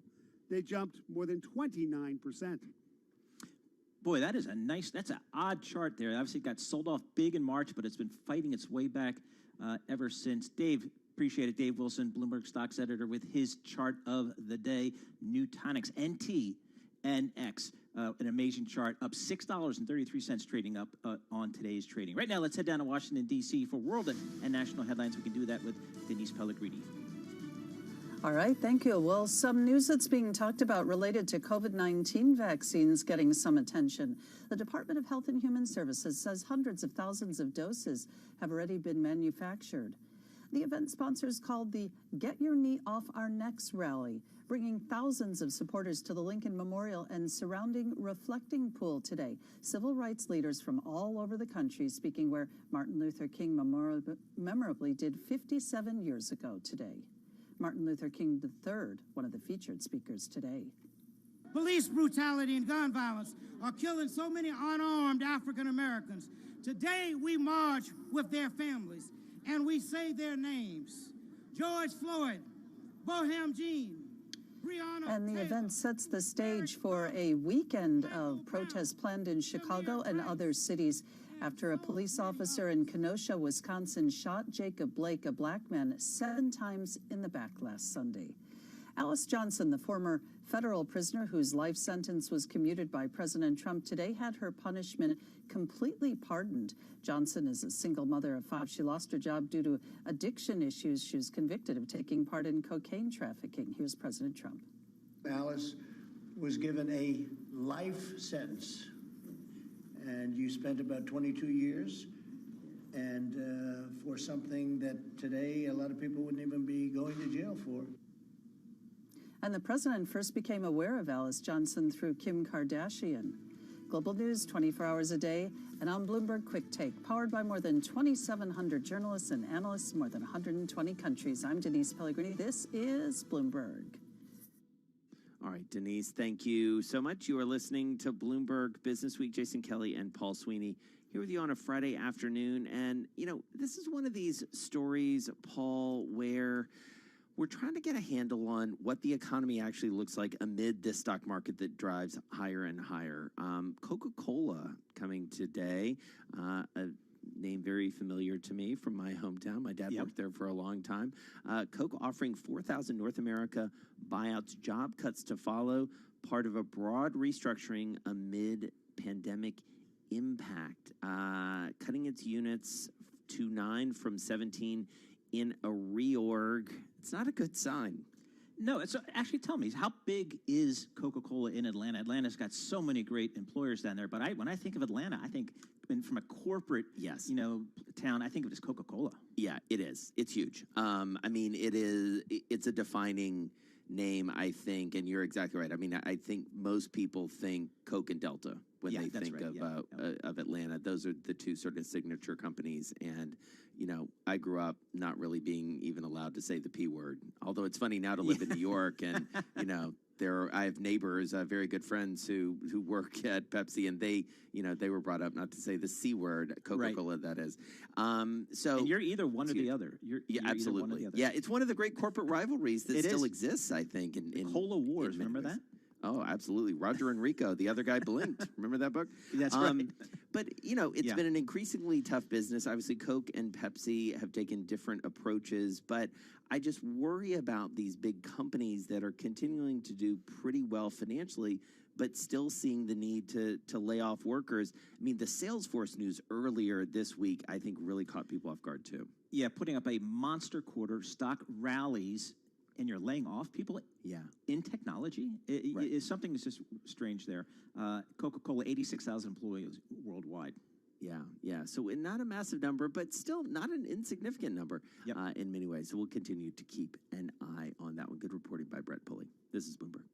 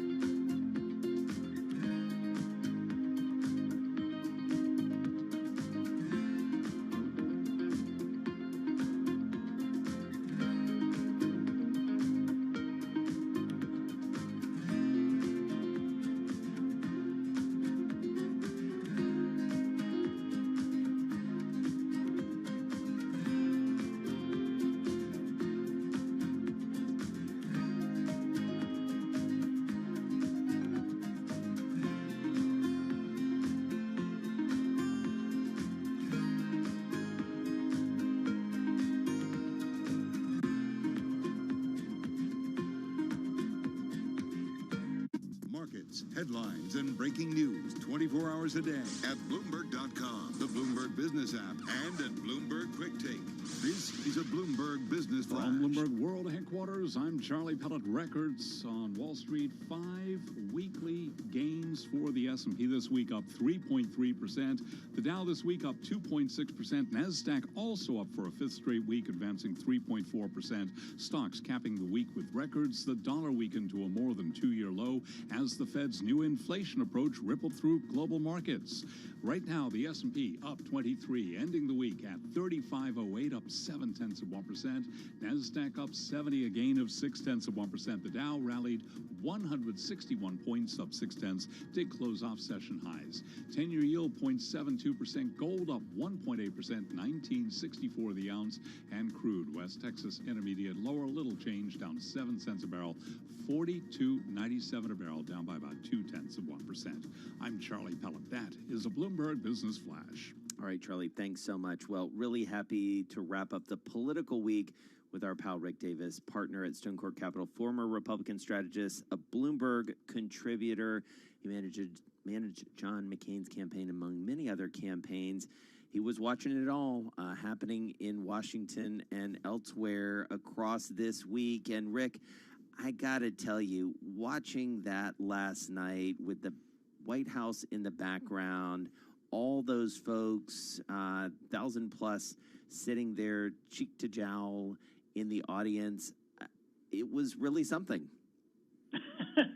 Yes, it was really something, and thanks for having me. It's been a really interesting 2-week run here with the Democratic and the Republican conventions now over, and I think that there was a lot to take in. First of all, it's a beautiful night, and it's really incredible to see the White House all lit up the way it was, but it was also kind of heartbreaking for me, having served in the Reagan White House, to see it sort of politicized the way it was. I mean, 2 big electronic banners on the South Lawn, and so I never actually thought the People's House would be used for the political business.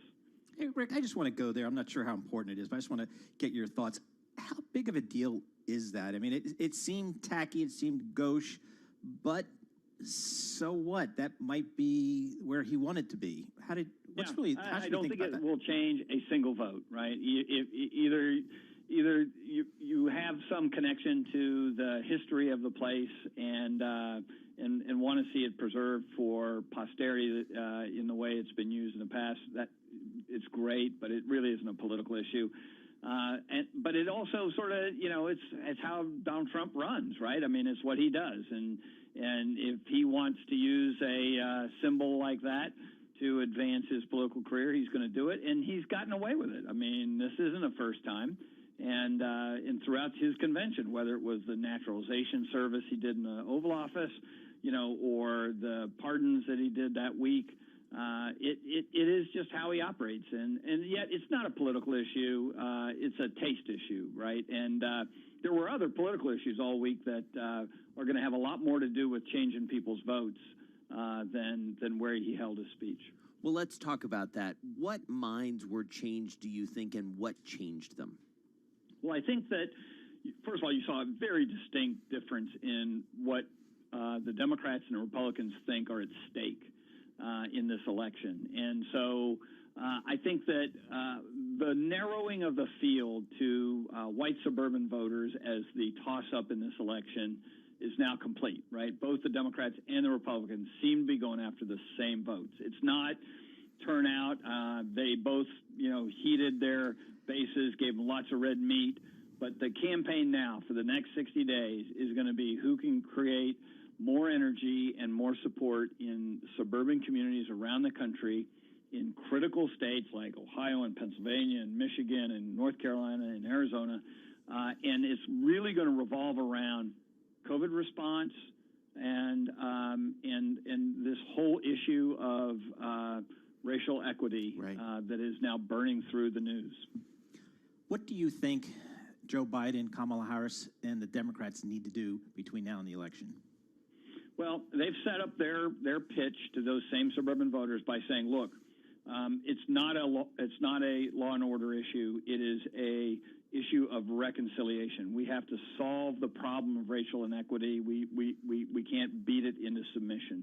And so they're gonna be talking a lot about what we need to do to try and heal the nation around that issue. And it's going to be empathy, it's going to be compassion, it's going to be programs related to, better economic integration and things like that. Donald Trump will take a very different approach to the same voters, and he'll say, I'm the only thing that can protect you from violence and that's going on in the inner cities that'll spill into your community unless you make me president for another 4 years.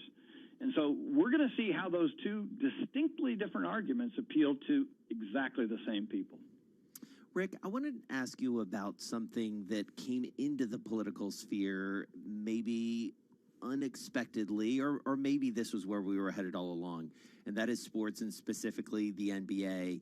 And I want to ask you about it in the context of the NBA's response today. And you mentioned the turnout issue, and I want to challenge you just a little bit on that, especially around this notion that the NBA teams are now going to convert all of their arenas, at least the ones that the teams control, into voting precincts.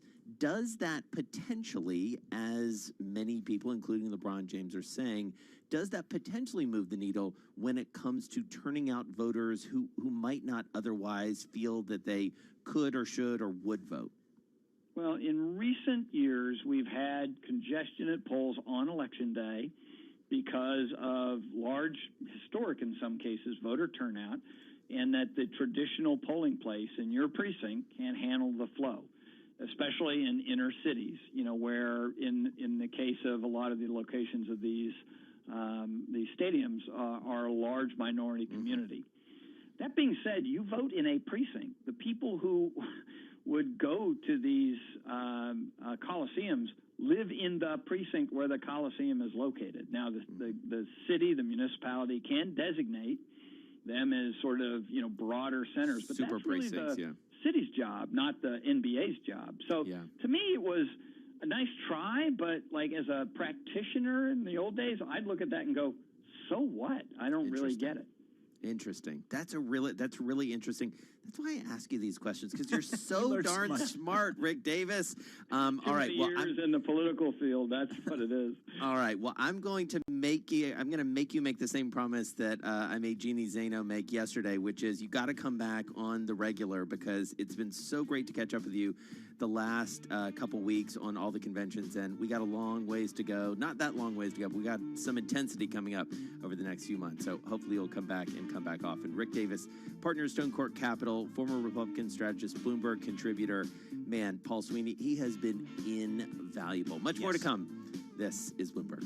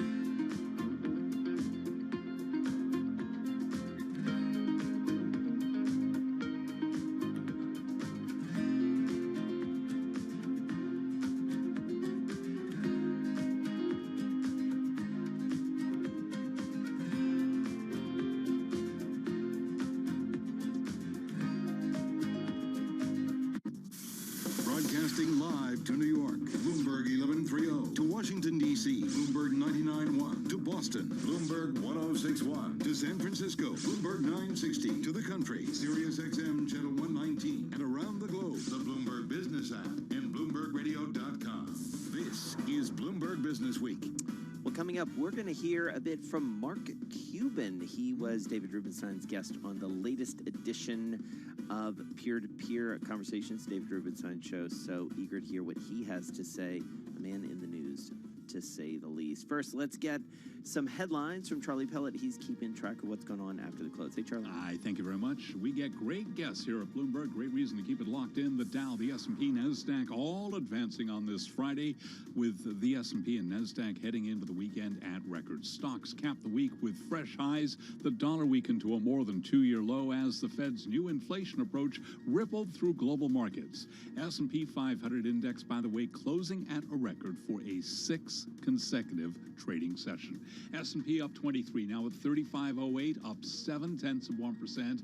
The Dow positive on the year, now up 161 points, up 0.6%. NASDAQ up 70 points today, up by 0.6%.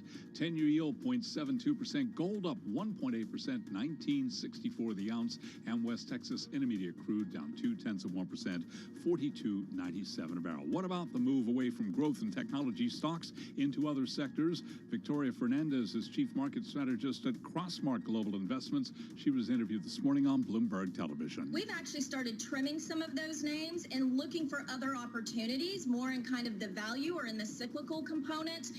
Even in some of the financials like JP Morgan, we bought into Walmart, we bought into McCormick. So we think there's an opportunity to get into some of those areas of the equity market that perhaps weren't doing as well and trim some names in some of those larger growthy components, because we do think with rates this low, that's going to continue to be a tailwind for the equity markets. The MGM laying off about 18,000 employees. Shares up today by 4.6%. Coca-Cola plans to offer early departure packages to almost 40% of its North American workforce to cut costs amid changes in the soft drink business. Coca-Cola shares up today by 3.3%. Peloton Interactive pushing higher for a third day, trading at a record. Average price target, by the way, $67, roughly 12% below the current price. Peloton right now at $75.96, up today by another 8%. Recapping stocks at a record. S&P up 23, up 0.7%.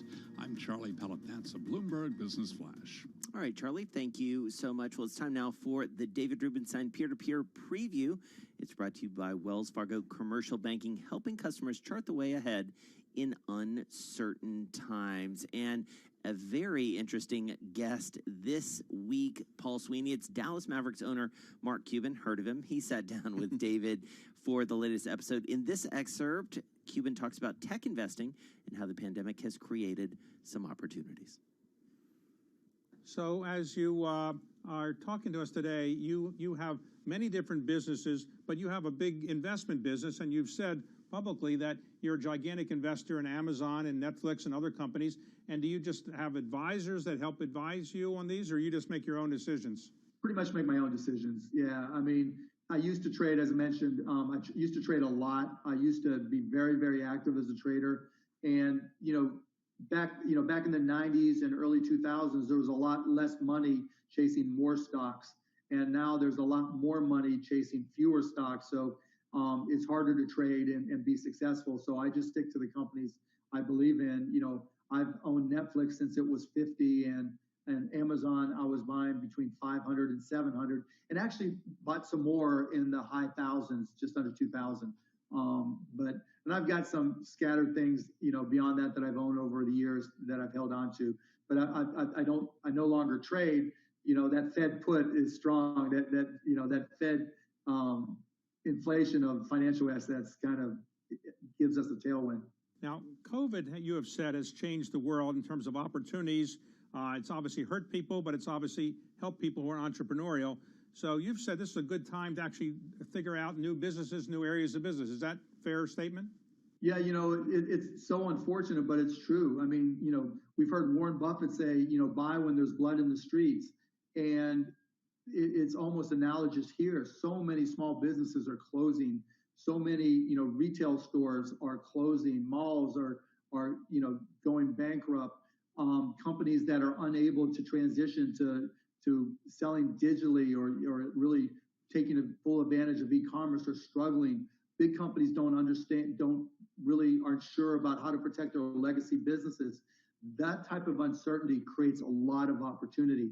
And combine that with people becoming far more comfortable with purchasing online and living a digital lifestyle, I think there's a lot of unique opportunities that are available to people who are creative, who have a vision for the future. I think, 10, 15, 20 years, we'll look back and there'll be 10, 20, 30 world-class companies that were created by people who we probably are thinking are crazy right about now. All right, and that, is Mark Cuban, of course, the owner of the Dallas Mavericks, investor, raconteur in many ways. He always has some opinions, speaking with David Rubenstein for the latest edition of the David Rubenstein Show, peer-to-peer conversations. And should note, for those of you who are going to tune into that at 10 p.m. Wall Street time, this is an interview that was taped ahead of everything that's happened this week with the NBA. So they do talk a little bit about NBA ownership, but it does not integrate all of the latest headlines because that has been a fast-moving story, as we have discussed, Paul Sweeney. Yeah, it's interesting. Mark Cuban, always a great interview. He's got very strong opinions on a wide range of topics, and I think as it relates to his tech investing or his investing in general in this market, he said it pretty well for a lot of professional portfolio managers. There's there's this backstop out there from the Federal Reserve with this low interest rates pushing markets higher, and he has his winners, and it seems like he's going to ride his winners right here and let the market do the work for him. Well, it's hard to argue with him in some ways, given he has been very successful. I mean, and you remember, as I do, man, he sold at the right time. Broadcast.com. I mean, good grief, what a right at the top. What a sale that was. Yeah, a lot of people, will give him a little shade, saying he's made one trade in his life. It happened to be a great trade, but he's made one trade in his life, and it's more luck than skill. But I think what he's done since then, his investments have put that to rest in a big way.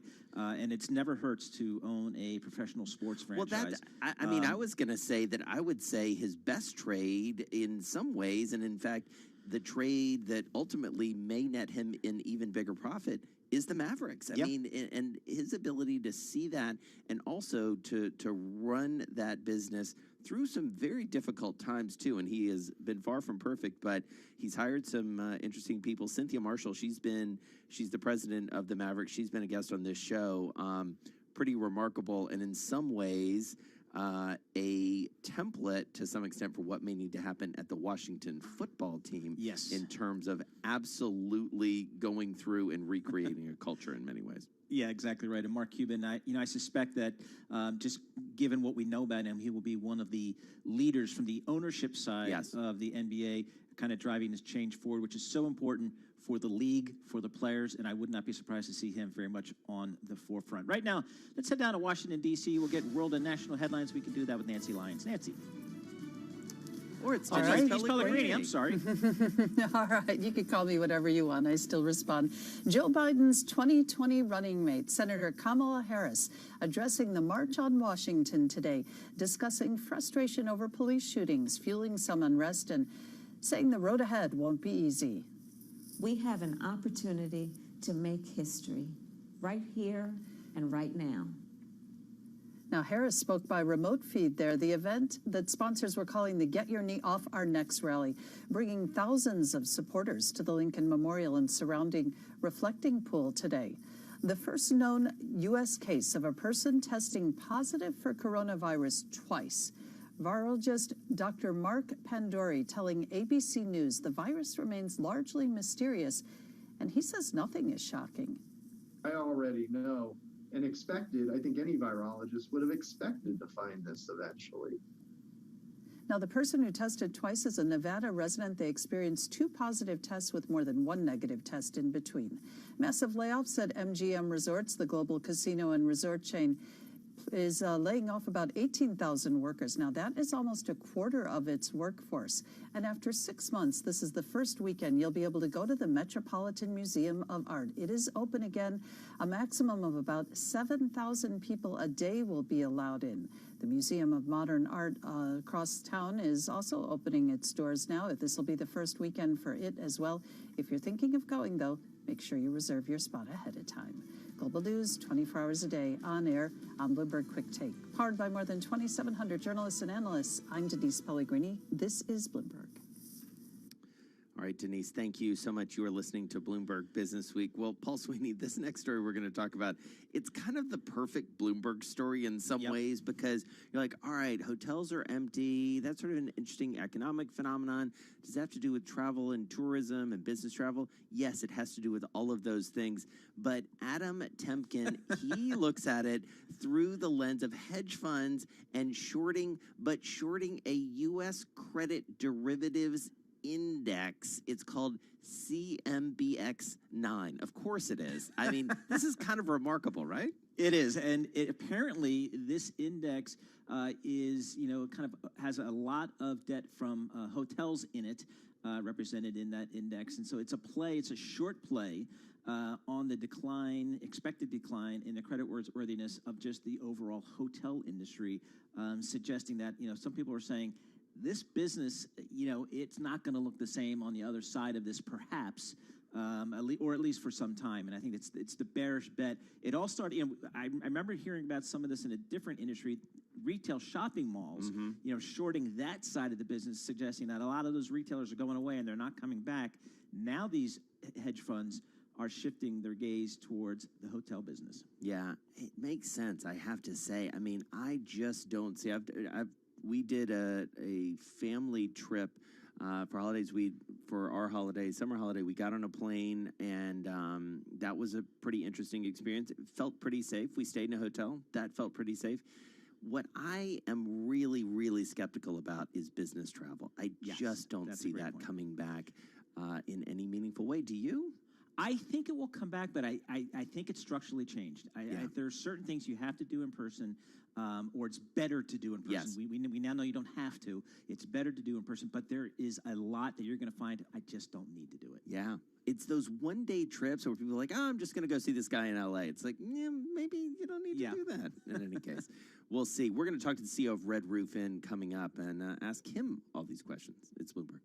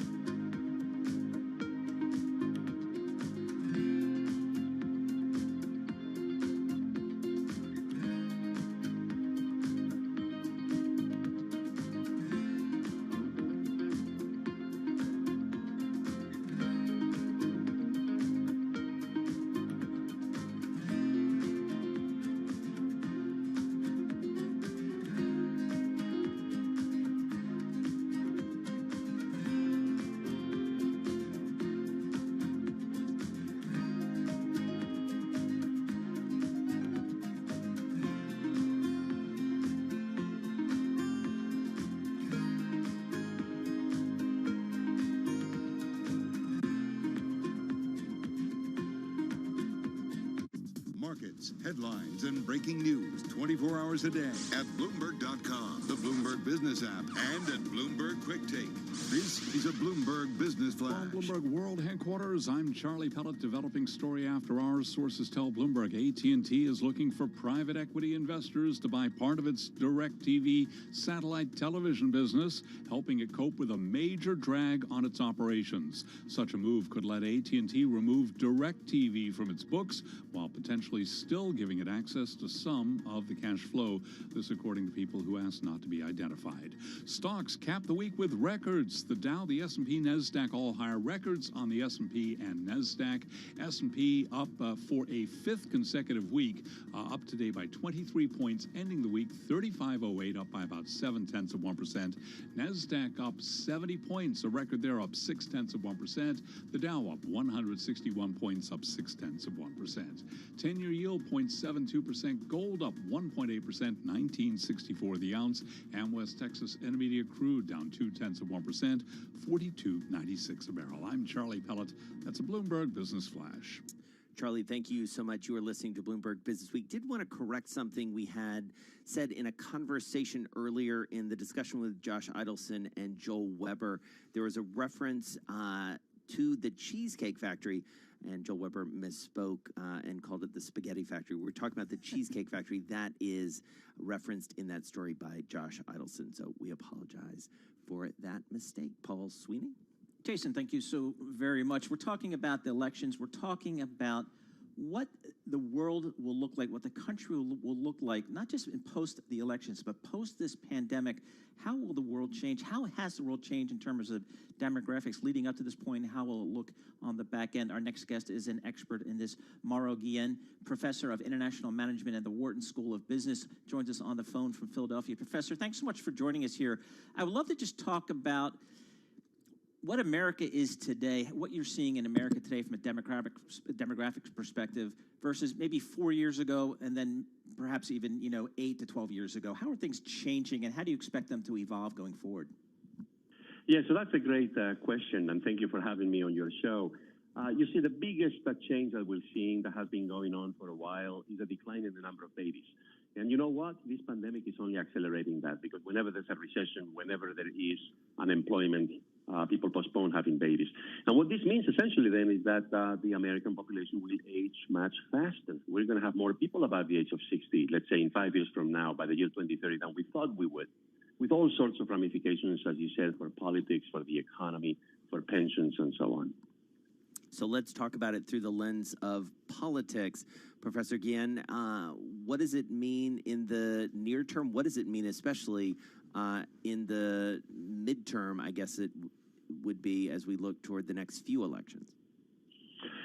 Well, what it means essentially is that I think the most important issues in campaigns, both at the national level but also state and local level, are slowly going to be gravitating towards the issues that that demographic cares about. And, the biggest effect of all of this is has to do with the fact that people above the age of 60 tend to vote. As you know, people in their 20s don't vote as in such great proportions as people above the age of 60. So these are people who vote, who care about what happens with politics, and they're going to have a lot of influence as they grow bigger and bigger, proportionally speaking, relative to the rest of the population. So, Professor, I have 3 children that are in their 20s that are varying degrees politically active, some very politically active. I think what's happened over the last 3.5 years has really energized a lot of younger people. We'll see if that translates into turnout here in a couple of months. Longer term, is this, is this country, it seems like the income inequality is shaping a lot of how this country is evolving. How does that fit into your analysis? Well, income inequality and wealth inequality, by the way, which is even worse in terms of its distribution, those are 2 very important trends right now. They've been going on for a while, but once again, what we see is that this pandemic is accelerating that trend as well. And that is transforming politics. It's also, I think, preventing the economy from fully, developing. Because, we are a consumer-based economy, and if you don't have a good distribution of income, that means that the consumption potential of the economy is not fully realized. So there's all sorts of ramifications, right, from this issue about income inequality. But I think it's also reaching the kind of level that we had 120, 130 years ago with the Gilded Age. I don't think that's good. We're going to see more frictions. And by the way, the pandemic also accelerates technological adoption, which means perhaps more technological unemployment, which in turn will produce more income inequality. So all of these things are interconnected, right? And unfortunately, the dynamic that we have right now is one that I think is quite dangerous. I think we need to, slow down some of these trends. Well, I want to pick up on what you said about the labor market, because that seems incredibly important and timely right now. And Paul and I were talking earlier in the show about what's going on at Coca-Cola, and even referencing back what's going on at Salesforce, a very specific company that had blockbuster earnings this week and then turned around and said, we're going to lay off 1,000 people. I mean, this is causing a massive disruption, it feels like, especially at a time when there's so many big existential questions about the labor market owing to the pandemic. How do we start to get our arms around these trends, especially when it comes to the labor market? Well, when it comes to the labor market, there's everything that you've said, and then that those jobs that have disappeared in this recession, maybe they won't be there by the time the economy recovers. Because as you said, companies are making decisions right now. They're restructuring their production processes, their organizational processes, and so on and so forth. So I think there's two things that we can do. I mean, the first is we have to avoid the mistake that we made 10 years ago, 15 years ago in the wake of the other crisis, the most recent crisis. We need to take care of those people who are displaced, because otherwise we know that the consequence will be more populism. It will be more unrest. It will be, more people who feel left out of the political process. And that's not good for democracy, and it's not good for the economy either. The second thing is I think we need to have a serious conversation about automation and about technological unemployment. And there's some proposals out there, as you know, for example, taxing the robots, right? So if companies introduce automation, that they should be taxed, and then we can use the revenue from those taxes to try to retrain people the same way that we tax gasoline and then we build bridges or we repair roads, right? So we would repair, so to speak, the labor market, right, with such a tax. Now, again, this is not something that is widely shared, this idea of taxing robots or taxing automation. But we may have to either explore that or the other big idea, which is the universal basic income. But I myself have misgivings about it, and a lot of people also have misgivings about it. All right, Professor, I have a hard time predicting what's going to happen tomorrow. You have a new book out entitled 2030, How Today's Biggest Trends Will Collide and Reshape the Future of Everything. What's the key takeaway there? It's much harder to predict what's going to happen in the next 24 hours, I think, than what's going to happen 5 or 10 years down the road if you're disciplined, right? And, I base most of my projections on changing demographics and making some assumptions about how the economy is going to be doing in different parts of the world. And I think what we need to just keep in mind is that, we're coming to a point that history is going to turn, and that this pandemic only accelerates that. And the situation is going to be very different in 10 years. I mean, the American economy is not going to be the largest in the world. The consumer market in the United States is not going to be the largest in the world. And as I said earlier, the biggest segment in most markets, developed markets, is going to be the population above age 60. So that means all sorts of brands will need to rethink how they are positioned in the market. So there's so many things that, yes, we knew these were things, these trends were underway, but they're only going to reach critical levels, right, within 5 to 10 years from now. Right. All right. Well, we really appreciate it. Congratulations on the book. Mauro Guillen is professor of international management at the Wharton School of Business. Safe to say, one of the top-ranked business schools, and that's according to Bloomberg Business Week. He joined us on the phone from Philadelphia. And listen, these are the big questions that we've got to be thinking about, Paul Sweeney. I know there's a lot going on right in front of us, but these trends, they're only accelerating in many ways amid this pandemic. Yeah, and Professor Guillen was talking about, the growth in other parts of the world and relative to the U.S. I don't think we can just look to our own shores. I think we need to look abroad as well. Okay, ladies and gentlemen, time's up for today. It was a busy day on another side of our trading room. Let's sum up our weekly profit for all of you guys and for us as well. On Monday, we made £400. On Tuesday, £200. On Wednesday, £1,200. Thursday was £1,000 in profit. Total profit for this week, £2,800. Well done. everybody who followed our trades, you did really well. If anybody looking for our strategy, you can get it from company.co.uk website, or you can check our ticker on our broadcasting channel, and you can see trading strategy, and it's written basically over there. You can get the strategy and you can make the same profit. You can follow our trades, and you can make this day trading as your second job. That's Friday. Have a fantastic weekend. For people who will have bank holiday on Monday, have a good bank holiday. Don't go out many times or too much because of the virus. Stay safe, and I'll speak to you all next week. Have a great weekend. Bye for now.